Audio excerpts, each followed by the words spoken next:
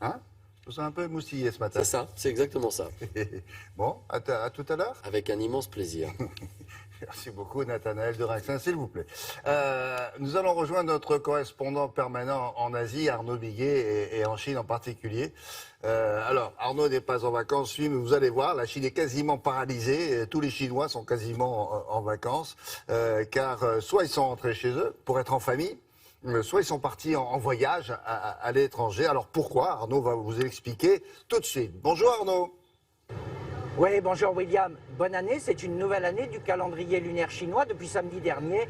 C'est l'année du coq, c'est aussi une période de grandes vacances, de très grandes vacances. 3 milliards de déplacements en Chine, sur les routes, sur les rails, mais aussi dans les airs, car de plus en plus de Chinois partent à l'étranger. 6 millions de Chinois ont quitté le pays pour aller en France, en Europe, aux États-Unis, mais aussi dans les pays limitrophes, les pays voisins, comme le Japon, la Corée ou encore la Thaïlande, qui est aujourd'hui la destination préférée des Chinois.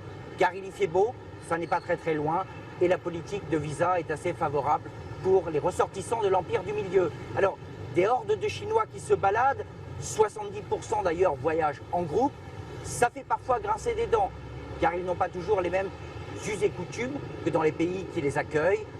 Et regardez ce reportage que nous avons préparé avec Gaël Caron. Où qu'ils aillent, les Chinois n'ont pas toujours une très bonne réputation. À Bangkok, en Thaïlande par exemple, beaucoup de touristes passent pour un peu mal élevés, voire très mal élevés.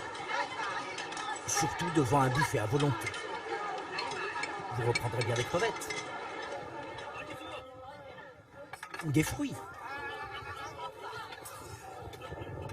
Il y a les plaisirs de la table, mais ce genre de comportement, aujourd'hui filmé et qui fait la joie des internautes, commence parfois dès l'aéroport. Le 25 décembre dernier, à l'aéroport d'Hokkaido au Japon, pour cause de retard, ce groupe de Chinois cloués au sol par la neige s'impatiente. En vol aussi.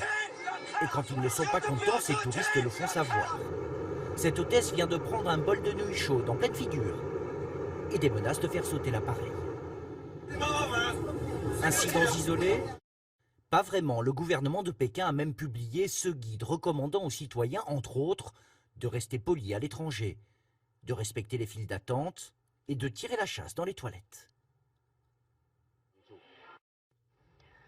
Et la télévision chinoise d'en rajouter sur ses bonnes manières à l'étranger. Il ne faut pas cracher par terre comme on le fait en Chine. Mais aussi de montrer, c'est de bonne guerre, les incivilités de ces touristes étrangers en Chine. Nus dans un temple, camping sauvage sur la Grande Muraille, uriner n'importe où. Et ils sont loin d'être parfaits.